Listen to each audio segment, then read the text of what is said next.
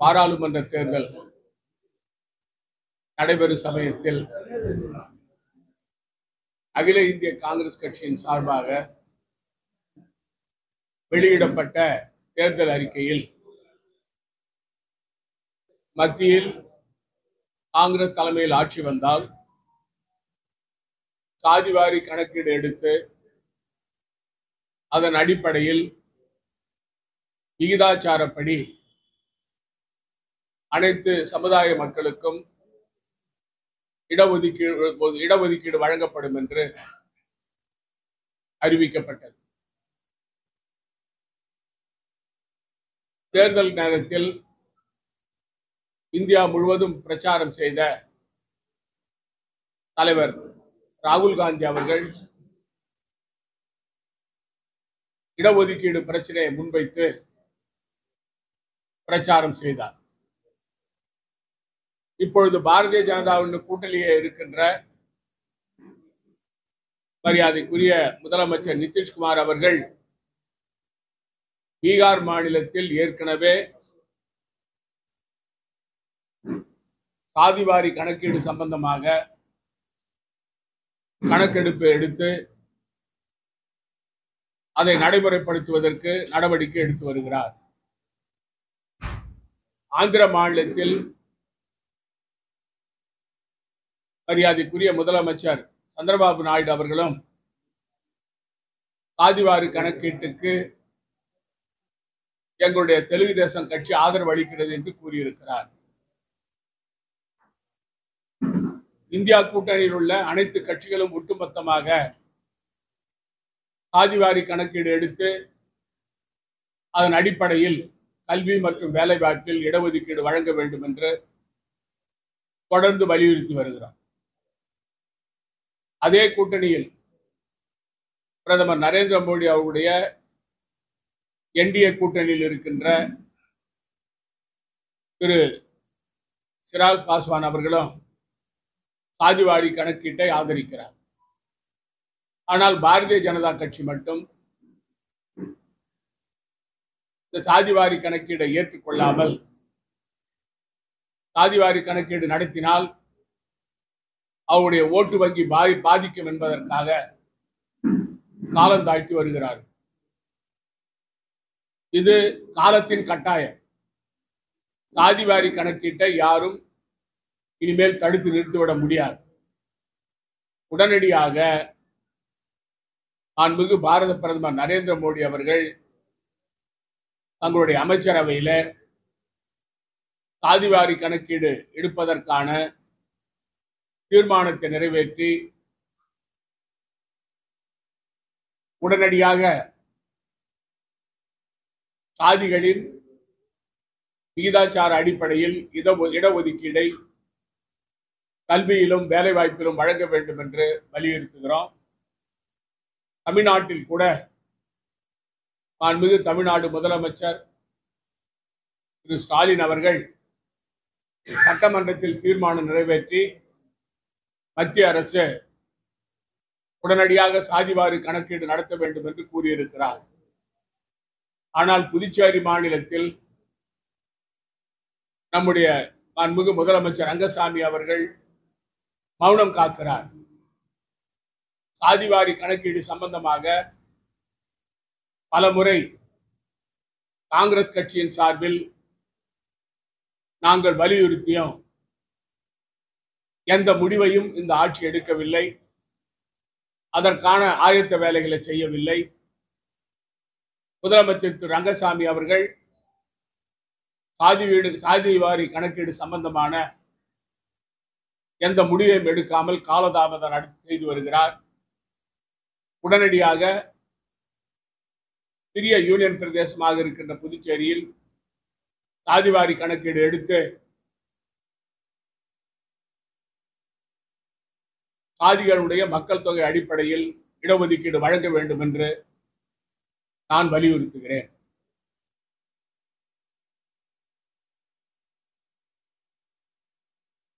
புதுச்சேரி மாநிலத்தில் மின்சார கட்டண உயர்வை மின்சார கட்டண ஒழுங்காற்று ஆணையம் 2 மாதங்களுக்கு முன்பு அறிவித்த சமயத்தில் முதலமைச்சர் அவர்களும் மின்சாரத்துறை அமைச்சர் அவர்களும்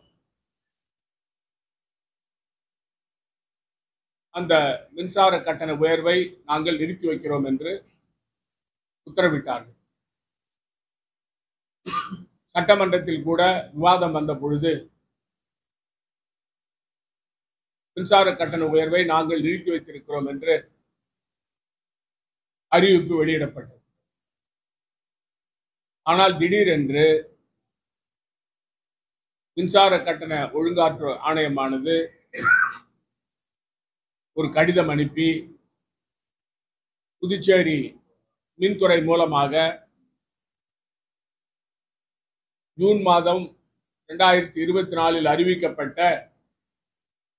மின்சார கட்டண உயர்வு உடனடியாக அமுல்படுத்தப்படும். ஜூன் மாதம் 2024 அது நடைமுறைக்கு வரும் என்று அறிவித்திருக்கிறது. ஒரு புறம் முதலமைச்சருடைய வாக்குறுதி, மின்சாரத்துறை அமைச்சருடைய வாக்குறுதி காற்றில் பறக்க விடப்பட்டு அந்த ஆணையத்தினுடைய உத்தரவு இப்பொழுது அமுல் செய்யப்பட்டிருக்கிறது. பொதுமக்கள் அவதிப்படுகிறார்கள். மின்சார கட்டண உயர்வு சாதாரண மக்கள், நடுத்தர மக்கள், வறுமை கோட்டு கீழே இருக்கிறவர்களை மிக பெரிய அளவில் பாதிக்கும். ஆகவேதான் அந்த மின்சார கட்டண உயர்வை ரத்து செய்ய வேண்டும் என்று இந்தியா கூட்டணியின் சார்பாக காங்கிரஸ் கட்சி, திராவிட முன்னேற்ற கழகம், கம்யூனிஸ்ட் கட்சி, விடுதலை சிறுத்தை கட்சிகள் எல்லாம் வலியுறுத்தி வருகிறோம். அதற்காக போராட்டங்களும் அறிவிக்கப்பட்டிருக்கின்றன. புதுச்சேரி மாநிலத்தில் இந்த மின்சார விநியோகத்தை தனியாரிடம் ஒப்படைப்பதற்கான நடவடிக்கை இந்த அரசு எடுத்த சமயத்தில் நீதிமன்றம் செலுத்தி தடையாணை பெறப்பட்டது அந்த தொழிலாளர்களால். அதற்கு பிறகு சட்டமன்றத்தில் மரியாதைக்குரிய சபாநாயகர் செல்வம் அவர்கள் தெளிவான ஒரு அறிவிப்பை வெளியிட்டார். முதலமைச்சரும் மின்சாரத்துறை அமைச்சரும் மின்சார விநியோகத்தை தனியாரிடம் ஒப்படைக்க மாட்டார்கள் என்று அறிவித்தார். அது விவாதம் நடந்த சமயத்தில் அது ஏற்பட்டது. ஆனால் அதற்கு 2 தினங்களுக்கு முன்பு நீதிமன்றத்தில் எங்களுக்கு மின்சார விநியோகத்தை தனியாரிடம் ஒப்படைப்பதற்கான டெண்டருக்கான கால அவகாசத்தை நீட்டிக் கொடுக்க வேண்டும் என்று இதே அரசு கேட்கிறது. புதுச்சேரி மாநில அரசு கேட்கிறது. அது மட்டுமல்ல, மின்மீட்டர் பொருத்துவதை நிறுத்துவோம் என்று சொன்னார்கள். ஆனால் நிறுத்தப்படவில்லை. இந்த ஆட்சியாளர்கள் சொல்வது ஒன்று, செய்வது ஒன்று. மரியாதைக்குரிய முதலமைச்சர் ரங்கசாமி அவர்கள் தலைமையில் உள்ள என்ஆர் காங்கிரஸ் பாஜக அரசு ஒரு தில்லு முள்ளு அரசு. அவர்கள் சொல்வது ஒன்று, செய்வது ஒன்று. அவர்களால் கையால் ஆகாமல் முடிவு போய்விட்டதா? இவருடைய பேச்சை அதிகாரிகள் கேட்கவில்லையா?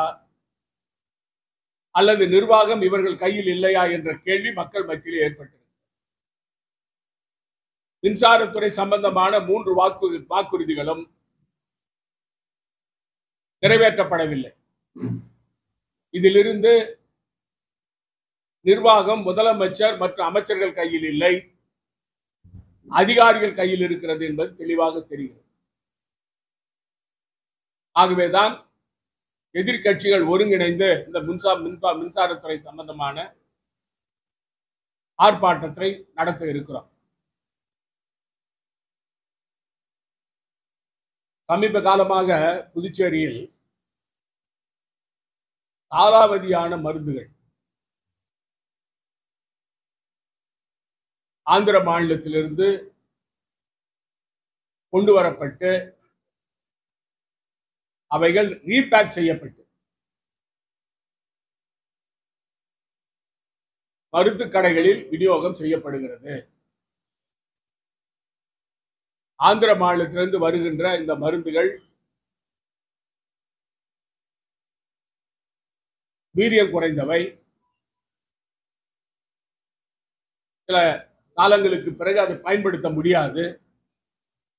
காரணம், அந்த மருந்தினுடைய காலக்கெடு முடிந்து விட்டது. ஆனால் உயிருடன் விளையாடுகின்ற இந்த மருந்து கம்பெனிகள் புதுச்சேரி நிர்வாகத்தை ஏமாற்றி அந்த மாத்திரைகளை, மருந்துகளை ரீபேக் செய்து புதுச்சேரியில் விநியோகம் செய்கிறார்கள். புதுச்சேரியில் பல கடைகளில் இது விநியோகம் செய்யப்படுகிறது. புதுச்சேரியில் மருத்துவத்துறையோடு இருக்கின்ற ட்ரக் இன்ஸ்பெக்டர் என்ன செய்து கொண்டிருக்கிறார்? இது போன்ற மருந்துகள் விற்று கொள்ளை லாபம் அடிக்கிறார்கள். இதனால் எந்த பயனும் இல்லை. நோயாளிகள் பாதிக்கப்படுவார்கள். அதை பற்றி இந்த அரசுக்கு எந்த கவலையும் இல்லை. அந்த துறையினுடைய அமைச்சர் மாண்புமிகு முதலமைச்சர் ரங்கசாமி அவர்கள் இது மிகப்பெரிய உயிரோடு விளையாடுகின்ற ஒரு செயல். இதை கூட இந்த அரசால் கண்காணிக்க முடியவில்லை. முதலமைச்சர் ரங்கசாமி அவர்களை நான் கேட்டுக்கொள்கிறேன், அந்த துறையினுடைய அமைச்சராக இருந்து நீங்கள் என்ன சாதித்தீர்கள்? இது உங்கள் கவனத்திற்கு வந்ததா? நடவடிக்கை எடுத்தீர்களா? தினமும் அலுவலகத்துக்கு வருவதும் மக்களை சந்திப்பதும் ஒரு முதலமைச்சருடைய வேலை மட்டுமல்ல. நிர்வாகத்தை பார்க்க வேண்டும். அதில் நடக்கின்ற தவறுகளை களைய வேண்டும். வளர்ச்சி திட்டங்களை நிறைவேற்ற வேண்டும். அதை விட்டுவிட்டு அதிகாரிகள் கையில் நிர்வாகத்தை ஒப்படைத்துவிட்டு இந்த பாரதிய ஜனதா என்ஆர் காங்கிரஸ் கூட்டணி ஆட்சி புதுச்சேரி மாநிலத்தில் ஒரு பொம்மை ஆட்சியாக செயல்பட்டு வருகிறது. காவல்துறையானது மிகப்பெரிய ஊழலில் திளைத்திருக்கிறது. தொடர்ந்து நாம் வலியுறுத்தி வருகிறோம். இப்பொழுது ஒரு புதிதாக ஒரு காவல்துறையினுடைய தலைமை அதிகாரி வந்திருக்கிறார்கள். திருமதி ஷாலினி சிங் அவர்கள் வந்திருக்கிறார்கள். இந்த துறையினுடைய அமைச்சரும் அந்த துறை சம்பந்தமாக எந்த நடவடிக்கை எடுப்பதில்லை. புதுச்சேரியில் உள்ள காவல் நிலையங்கள் கட்ட பஞ்சாயத்து அலுவலர்களாக மாறிவிட்டன. நிலம் சம்பந்தமான பிரச்சனையில் தலையிடுவதற்கு அவர்களுக்கு அதிகாரம் கிடையாது. குற்றவாளிகளை பிடித்தால் அந்த குற்றவாளிகளிடம் கையூட்டு பெற்றுக்கொண்டு அவர்களை விட்டு விடுகிறார்கள். நிலம் சம்பந்தமான பஞ்சாயத்து என்ற முறையில் லட்சக்கணக்கான ரூபாய் கையூட்டு காவல்துறையினர் பெறுகிறார்கள். இது பகிரங்கமாக புதுச்சேரி மாநில மக்கள் அனைவருக்கும் தெரியும். அது மட்டுமல்ல, இந்த காவல்துறையை பொறுத்தவரையில போக்குவரத்து காவல்துறை மிக மோசமாக செயல்படுகிறது. சுற்றுலா பயணிகள் வந்தால் அவர்களிடம் ஆயிரக்கணக்கான ரூபாயை பெற்றுக்கொண்டு அவர்களை மிரட்டுகிறார்கள். நீங்கள் விதிமுறையை மீறி வந்துவிட்டீர்கள், உங்களிடம் ஹெல்மெட் இல்லை என்று மிரட்டி பணம் பறிக்கிறார்கள். வெளிமாநில வாகனங்களை சோதனை செய்கிறேன் என்று பணம் பறிக்கிறார்கள். இது அந்த துறையினுடைய அமைச்சருக்கு தெரியும், முதலமைச்சருக்கும் தெரியும். ஆனால் நடவடிக்கை எடுக்க மாட்டார். காவல்துறை தலைமை அதிகாரி இப்ப வந்துக்கிறாங்க, அவங்களாவது நடவடிக்கை எடுப்பார்களா என்று நான் பார்க்கிறேன். இல்லை என்றால் நானே அவரை நேரடியாக சந்தித்து இந்த புகாரை கொடுப்பேன். அதாவது காவல்துறை முழுமையாக இந்த ஆட்சியில் ஊழலில் திளைத்திருக்கிறது. நான் அந்த துறையினுடைய அமைச்சராக இருந்தேன். சட்டம் ஒழுங்கை கட்டுக்குள் வைத்திருந்தேன். புதுச்சேரி மாநில மக்களுடைய உயிருக்கும் உடைமைக்கும் பாதுகாப்பு அளிக்கப்பட்டது. நில அபகரிப்பு தடுத்து நிறுத்தப்பட்டது. ஆனால் இப்பொழுது ஒரு தரிகட்ட ஆட்சி புதுச்சேரி மாநிலத்தில் நடைபெறுகிறது. காவல்துறை அதிகாரிகள் லஞ்சத்திலே கொழுத்து இருக்கிறார்கள். இதை முழுமையாக தடுக்கப்பட வேண்டும். இதற்கு காவல்துறையுடைய தலைமை அதிகாரி தனி கவனம் செலுத்த வேண்டும் என்று நான் கேட்டுக்கொள்கிறேன். இந்த ஆட்சியில அரசுடைய சொத்துக்கள் கொள்ளையடிக்கப்படுகின்றன.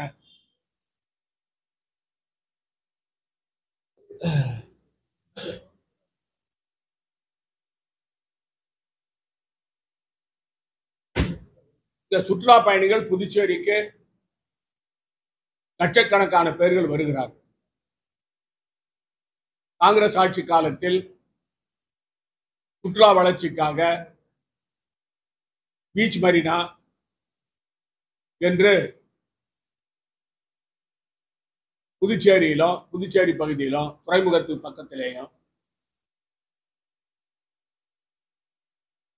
சின்னவீராம்பட்டினத்தில் ப்ளூ பீச் என்று ஒரு பீச் நாம் உருவாக்கினோம். கடற்கரை உருவாக்கினோம் சுற்றுலா பயணிகளுடைய வசதிக்காக.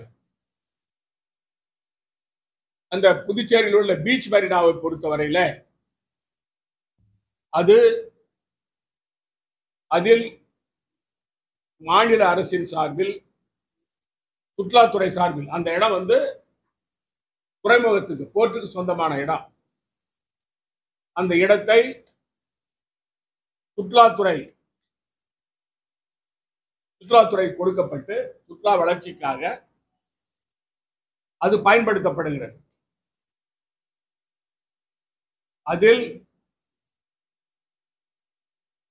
31 கடைகள் கட்டப்பட்டன. இந்த பீச் மரீனாவில் 31 கடைகள் கட்டப்பட்டன.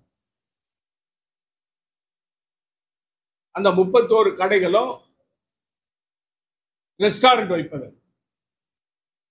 இந்த ஃபுட் கோர்ட்னு சொல்றேன் இல்லைங்களா, அது மாதிரி பலவிதமான ரெஸ்டாரண்ட் வைப்பதற்கு அது டெண்டர் விடப்பட்டது. எங்களுடைய ஆட்சியில டெண்டர் விடப்பட்டு,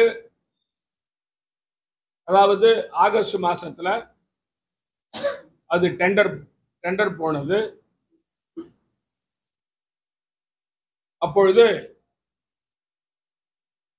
அந்த டெண்டரை எடுத்தவர்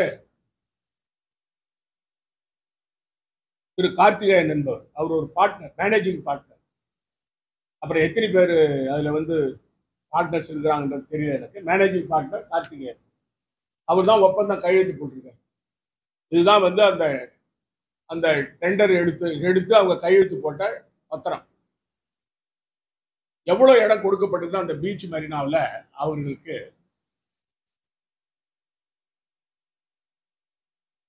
1134 square metre 1134 square metre tiled roof structure, அதாவது அந்த கட்டடம் கட்டின பகுதி. அப்புறம் 133 ஸ்கொயர் மீட்டர் டாய்லெட்டுக்காக. அப்புறம் அந்த பீச் மரீனாவுக்கு பயன்படுத்துறதுக்கான காலியான இடம் 4411 ஸ்கொயர் மீட்டர்.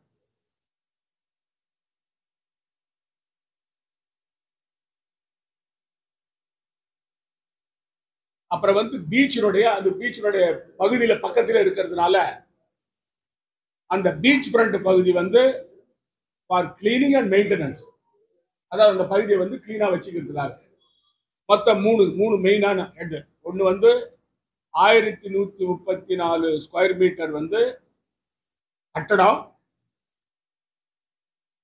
133, அதாவது அப்புறம் டாய்லெட் ஏரியா போச்சு. மீதி 4411 ஸ்கொயர் மீட்டர் அதாவது பயன்படுத்துறதுக்காக அந்த அந்த ஃபுட் கோர்ட்டுக்கு வரவங்க பயன்படுத்துறதுக்காக. இதுல அணைச்சர்ல இது இருக்கு, அந்த அவங்க ஒப்பந்தம் கையெழுத்து போடுறதுல இருக்கு. அது வந்து ரெஸ்டாரண்ட்டுக்கு மட்டும்தான் அது கொடுக்கப்பட்டது. ஆனால் விதிமுறைகள் மீறப்பட்டிருக்கின்றன. இந்த ஒப்பந்தம் வந்து கையெழுத்து போட்டது வந்து 2021 எங்க ஆட்சியில கையெழுத்து போடப்பட்டது.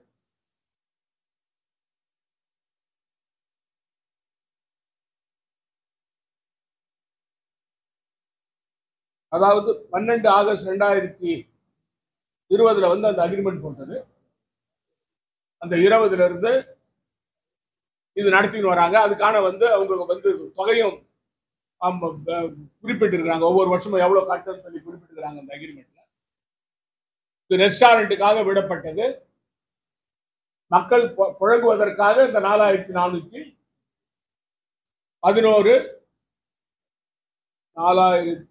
4411 ஸ்கொயர் மீட்டர்.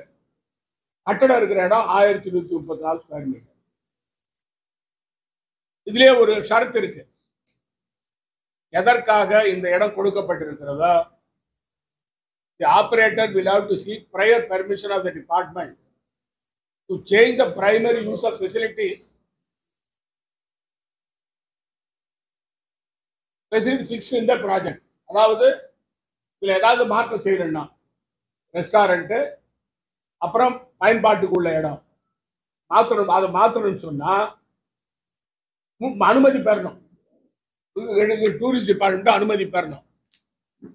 ஆனா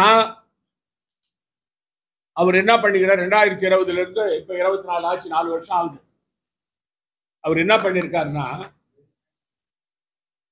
டூரிசம் டிபார்ட்மெண்ட் அனுமதி இல்லாமலேயே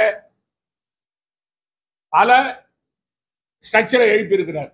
பாருங்க, இதுதான் பாருங்க அந்த ஸ்ட்ரக்சர். அவர் எழுப்பின ஸ்ட்ரக்சரு காட்டுறேன் உங்களுக்கு காட்டுறது தானே எடுத்தாந்துக்கிறேன். அவர் வந்து ஸ்ட்ரக்சரு அந்த கார்த்திகை என்றவர் எழுப்பியிருக்கார். காலி இடத்துல எழுப்பியிருக்கார். அதாவது 4411 ஸ்கொயர் மீட்டர்ல எழுப்பியிருக்கிறார். அந்த ஏற்கனவே வந்து அவங்க கொடுக்கப்பட்ட இடம் இல்லாம காலி இடத்துல எழுப்பியிருக்கார். எவ்வளவு வயலேஷன் சொன்னா மொத்தம் 31 ரூம் தான் கட்டி 3 தான் அந்த ரெஸ்டாரண்ட்டுக்காக கட்டது. அது இல்லாம கான்கிரீட் போட்டு 30 கடை கட்டியிருக்காங்க. இது இல்லாம எக்ஸ்டெண்டட்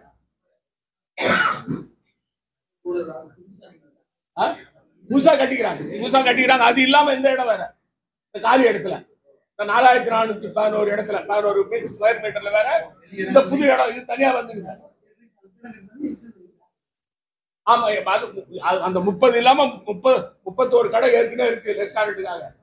அப்புறம் 61 ஆகிட்டாங்க. 30 கடை கட்டிக்கிறாங்க. அடிஷனலா 30 கடை. அதாவது ரெஸ்டாரண்ட் கொடுக்கப்பட்ட இடத்துல பல கடைகள் வச்சுக்கிறாங்க. ரெஸ்டாரண்ட் வந்து ஒரு பகுதி தான், பல கடைகள் வச்சுக்கிறாங்க. நான் இது வரைக்கும் அங்க போனது இல்லை. ஏதோ ஒரு ரிசப்ஷனுக்கு போனாதான் பார்த்தேன். ஆனா அந்த ரெஸ்டாரண்ட்லாம் நான் போனது கிடையாது. அப்புறம் நிலத்தடி நீர்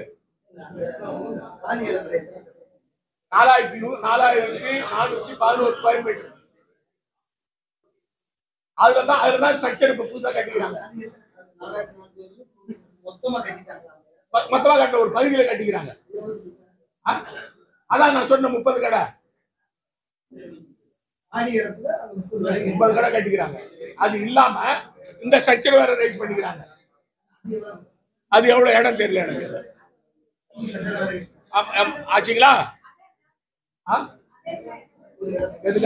அதாவது அந்த கடை இல்லாம இந்த ஸ்ட்ரக்சர் ரைஸ் பண்ணிக்கிறாங்க.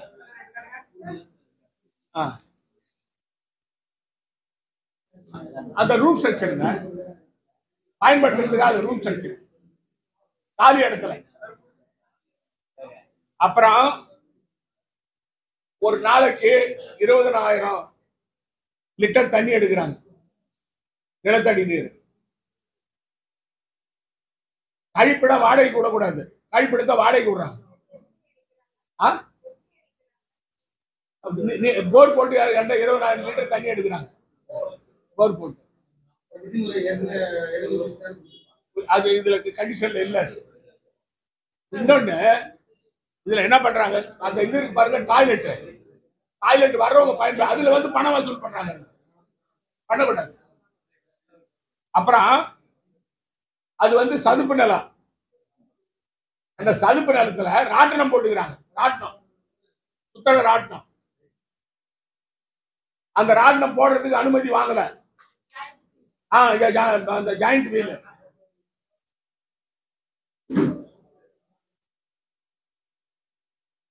அதுக்கு அனுமதி வாங்கல. அது இல்லாம என்டர்டைன்மெண்ட் கேம் நடத்துறாங்க. அங்க என்டர்டைன்மெண்ட் கேம் நடத்தும் போது நகராட்சியோட அனுமதி வாங்கணும். நகராட்சிக்கு வரி கட்டணும். அதுக்கு அனுமதி வாங்கல. அப்புறம் ஒட்டக செய்தி உங்களுக்கு தெரியும். ஒட்டகம் வச்சாங்க, ஒட்டகம் குதிரெல்லாம் வச்சுக்கிறாங்க. ஒட்டகம் செத்து போச்சு. அனுமதியே இல்லாம துறைமுக இடத்துல வந்து அதை பச்சிட்டாங்க. அதாவது இது வந்து உங்களுக்கு ரெஸ்டாரண்ட் தானே தவிர என்டர்டைன்மெண்ட்டுக்கோ குதிரை சவாரிக்கோ ஒட்டக சவாரிக்கோ கிடையாது. அந்த 4411 சதுர மீட்டர் ஸ்கொயர் மீட்டர் புழங்கிறதுக்காக வர்றாங்க. டூரிஸ்ட் புழங்கிறதுக்காக அதுல கட்டணத்தை மட்டும் இல்ல இதெல்லாம் பயன்படுத்துறாங்க. அப்புறம் அவர் வந்து அந்த கார்த்திகேயன் இருக்காரு பாருங்க, அவரு நம்ம உள்துறை அமைச்சர் நமச்சிவாயத்துக்கு நெருக்கமானவர். நமச்சிவாயத்துக்கு அந்த கார்த்திகேயன் என்றவர் நெருக்கமானவர். அதனால காவல்துறை கண்டுக்கிறதே இல்லை. காவல்துறை எதுவும் செய்ய கொஞ்சம் பொறுமையா இருப்பா. ஏன்பா என்னது இந்த ஊழல் நடக்கிறத நான் சொல்றேன், அதை கேட்காம என்னமோ அதை பேசிக்கிறீங்க. காவல்துறை நடவடிக்கை எடுக்கிறது இல்லை. அதாவது அந்த துறைமுக பகுதி இருக்கு பாருங்க, அதுல வந்து சினிமா படம் எடுக்கிறதுக்கு பணம் வசூல் பண்றாங்க. அந்த அதாவது உங்களுக்கு அந்த அக்ரிமெண்ட் பிரகாரம் அந்த பீச் ஃப்ரண்ட் அவங்க கிளீனா வச்சிருக்கணும். அதுக்காக தான் அது. அதனால என்ன ஆகுதுன்னா மீனவ மக்களும் அந்த பகுதியில் போக முடியுது. அங்க குடியிருக்கிற மீனவ மக்கள் அந்த கடற்கரை போக முடியல. Beach front of the property for cleaning and maintenance தான். அங்க வந்து சினிமா படம் எடுக்க வந்தா அவங்க கிட்ட வசூல் பண்றாங்க பணம். இப்படி கொள்ள அடிக்கிறாங்க. இதை யாரு நகராட்சி நடவடிக்கை எடுக்கணும். நடவடிக்கை எடுக்க வேண்டியது சுற்றுலாத்துறை, நடவடிக்கை எடுக்க வேண்டியது துறைமுகம். மூணுமே நடவடிக்கை எடுக்கிறது இல்லை. ஏன்னா அவர் அமைச்சர், உள்துறை அமைச்சருக்கு நெருக்கமானவர்ன்றதுனால டெண்டர் எடுத்தான். அது 10 வருஷத்துக்கு டெண்டர் இருந்தது. நான் சொல்றது என்னன்னு சொன்னா, எதற்காக டெண்டர் விடப்பட்டது, எந்த பயன்பாட்டுக்காக விடப்பட்டது, அது இல்லாம மற்ற வேலை நடக்குது. ஆனா அதுக்கு வந்து அந்த அது நடவடிக்கை எடுக்கல இந்த அரசாங்கம். கொள்ள அடிக்கிறாங்க. கவர்மெண்ட் பணம், கவர்மெண்ட் சொத்து. அதாவது ஒரு கடையை டெண்டர் விட்டா அந்த கடை தான் நடத்தணுமே தவிர அது தவிர வேற மற்ற ஆக்டிவிட்டிஸ் எல்லாம் நடக்குது. அதுக்காக தான் சொல்ல வரேன். அவங்க சம்பாதிக்கிறாங்க. அதாவது சுற்றுலாத்துறைக்கு சேர வேண்டிய பங்கு சேரல. இவங்களோட அனுமதி பெற்று தான் செய்யணும். அனுமதி பெறல. அப்ப இவங்க கொள்ளடிக்கிறாங்க. அதனால இது வந்து ஒரு உதாரணம். Tip of an iceberg. அதாவது பல துறைகள்ல நடக்கிற ஊழல்ல எப்படி அரசாங்கத்துடைய சொத்துக்கள் இந்த ஆட்சியில கொள்ளையடிக்கப்படுகிறதுன்றதுக்கு இது ஒரு உதாரணம். அமைச்சர் பேரை சொல்லி மிரட்டி நடத்திக்கிட்டு வராங்க. அதே போல அங்க ப்ளூ பீச் இருக்கு பாருங்க, காத்தாடி விடுறோம்னு சொல்லிட்டு எல்லாருக்கும் 100 ரூபாய் வசூல் பண்ணிட்டாங்க. லட்சக்கணக்கில் பணம் 3 நாள்ல. தனியார் அது டெண்டர் எடுத்துக்கிறாங்க. தனியார் டெண்டர் எடுத்து வசூல் பண்ணாங்க. பீச்சுக்கு போறவங்க யார்டா வசூல் பண்ணலாமா? இது வந்து இதெல்லாம் வந்து யாரு கண்காணிக்கணும்? சம்பந்தப்பட்ட துறையினுடைய அமைச்சர் கண்காணிக்கணும், அந்த அதிகாரிகள் கண்காணிக்கணும். ஒண்ணும் கிடையாது. இதான் வந்து அரசாங்கத்துடைய சொத்துக்கள் இந்த ஆட்சியில ஒட்டுமொத்தமா கொள்ளையடிக்கப்படுகிறது. இந்த ஆட்சியாளர்கள் வேடிக்கை பார்த்து கொண்டு உட்கார்ந்து இருக்கிறார்கள். அதுல ஆட்சியாளர்கள் அவங்களுக்கு துணை போறாங்க.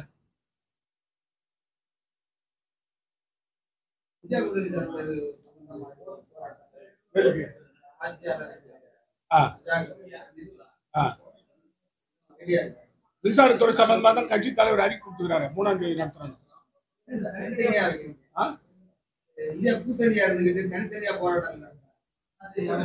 நாங்க வந்து 27ஆம் தேதி ஒரு ஆர்ப்பாட்டம் நடத்தணும் சார். செபி சம்பந்தமா ஆர்ப்பாட்டம் நடத்தணும். அது எங்க கட்சி தலைமை கொடுத்த உத்தரவு பண்ணோம். இது சம்பந்தமா வந்து எங்க கூட்டணி கட்சியில முதல்ல அவங்க அறிவிச்சாங்க, கட்சியில எங்க கட்சி தலைவர் அறிவிச்சுக்கிறாரு. அது சம்பந்தமா அவங்க கிட்ட பேசிக்கணும். அவங்க வச்சுக்கிறாங்க. திமுக அது அவங்க கிட்ட பேசிக்கணும்.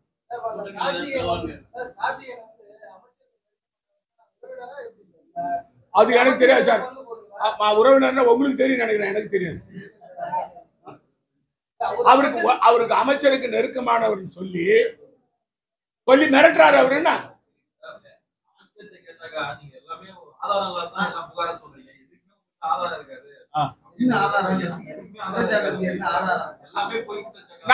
நான் சொன்னேன் இல்லையா, நான் சொன்ன குற்றச்சாட்டு ரெஸ்டோ பாருக்கு 10 கோடி ரூபாய் லஞ்சம் வாங்குறீங்கன்னு சொன்னல. ஒவ்வொரு ரெஸ்டோ பாருக்கு, சாரி இதுக்கு டிஸ்டிலரிக்கு. கல்யாண சுந்தரம் என்ன சொன்னாரு?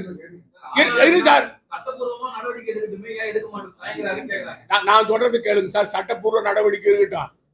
சட்டமன்றத்துல என்ன பேசுறாங்க? நேரு என்ன சொன்னார் சட்டமன்றத்துல? ரங்கசாமி ஜெயிலுக்கு போயிடுவான்னு சொன்னாரு. இதுல லஞ்சம் வாங்கிறான்னு சொன்னார் ரங்கசாமிய. பாருங்க. அது மட்டும் இல்ல, அங்காளம் என்ன சொன்னாரு? ரேஷன் கொடுக்குறது 15,000 ரூபாய் லஞ்சம் வாங்குறாங்கன்னாரு. சுந்தர் வந்து 10 லட்சம் ரூபாய் மாசம் குப்பை வாரவங்கிட்ட லஞ்சம் வாங்குறான்னு சொன்னாரு. நான் சொல்றது இல்லாம அவங்களும் சொல்றாங்க சேர்ந்து. ஆளுங்கட்சியை சேர்ந்தவங்க சொல்றாங்க. ஆளுங்கட்சிக்கு ஆதரவு கொடுக்குற எம்எல்ஏ சொல்றாரு. இன்னும் நான் ஆதாரம் இல்லாத சொல்றேன், நீங்க ஏன் சொல்றீங்க? ஏன் சார் முதல்ல மக்கள்கிட்ட சொல்லிட்டு தான் அப்புறம் போவாங்க. ஏன் சார் யாராவது பதில் சொல்லிக்கிறாங்களா சார்? நான் கொடுத்த ஊழல் குற்றச்சாட்டுக்கு யாராவது பதில் சொல்லிக்கிறாங்களா? அவங்க பேட்டி கொடுக்க சொல்லுங்க. யார் பேட்டி கொடுத்துக்கிறாங்க?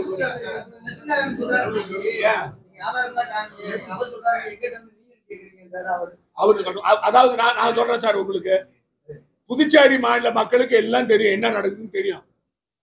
நீங்க மறைக்க முடியாது, நான் மறைக்க முடியாது. யாரு ஊழல் பண்றாங்க, யாரு கொள்ளை அடிக்கிறாங்க, யாரு அரசாங்கம் கொள்ளை அடிச்சுட்டு வந்து அந்த பணத்தை வந்து நிலம் வாங்குறாங்க, யாரு பினாமி பேர்ல வீடு வாங்குறாங்கன்னு பாண்டிச்சேரி மக்களுக்கு தெரியும். நீங்க வந்து இது சின்ன ஊரு, யார் யார் என்ன செய்யறாங்க எல்லாருக்கும் தெரியும். நாங்க அதாவது தேவையான நேரத்துல இது சம்பந்தமா ஆதாரபூர்வமா குடியரசுத் தலைவரை சந்திப்போம், அவர்கிட்ட கொடுப்போம்.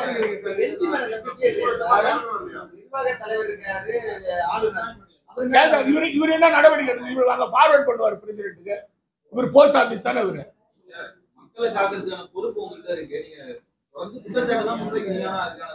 சார் எதிர்கட்சியினுடைய வேலை இந்த ஆட்சியில் நடக்கிற அலங்கோலங்களை மக்கள் மத்தியில படம் பிடிச்சு காட்டுதான் எங்க வேலை. அதுதான் நாங்க செய்யறோம். இது என்ன ஆதாரத்தோட செய்யணும்னா நாங்க செஞ்சுக்கணும், செய்வோம், செய்யற நேரத்துல செய்வோம். நீங்க சொல்றதுக்காக நாங்க செய்ய மாட்டோம்.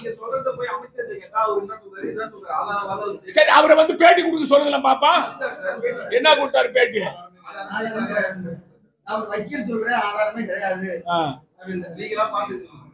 சரி, இப்ப கல்யாண சுந்தரம் சொல்ல அவர் எந்த கட்சியில இருக்கிறாரு? அவர் கட்சி விட்டு நீக்கிட்டாங்களா அவரை? அங்காளம் கூட்டணியில இருக்கிறாரு. இரு சார், அங்காளம் கூட்டணியில இருக்கிறாரு. அவர் சொன்னாரு இல்ல. ஏன் சார் நான் எதிர்கட்சி சொல்றேன் சார். நான் எதிர்கட்சி இந்த ஆட்சியில ஊழல் நடக்குதுன்னு சொல்றேன். அவங்க ஆளுங்கட்சியே சொல்றாங்க. அவங்க சொல்றதுக்கு மேல ஒப்புதல் என்ன வேணும் உங்களுக்கு?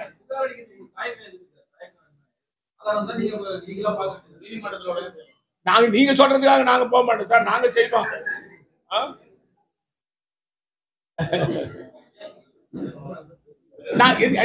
இது ஒரு உதாரணம் தான்.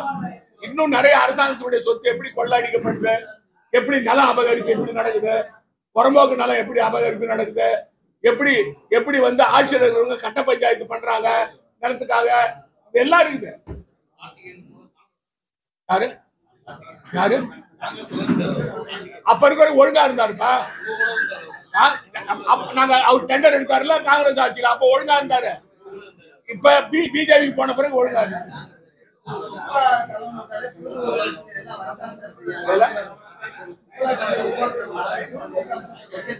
அது நீ அவங்ககிட்ட பெர்மிஷன் வாங்கணும்ல, சுற்றுலாத்துறை பெர்மிஷன் வாங்கணுமா இல்லையா?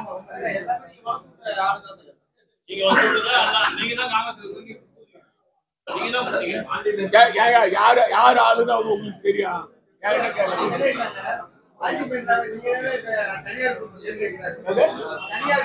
நாங்க கொடுத்தது ஒரு பர்டிகுலர் பர்பஸ், அதை மீறி நீங்க கொள்ள அடிச்சா ஏத்துக்க மாட்டோம். புதுச்சேரி உங்கள் ஏஎம்என் டிவி செய்திகளை யூடியூபில் உடனுக்குடன் காண ஏஎம்என் டிவி பாண்டிச்சேரி சேனலை சப்ஸ்கிரைப் செய்யுங்கள். பெல் பட்டனை மறக்காமல் கிளிக் செய்யுங்கள்.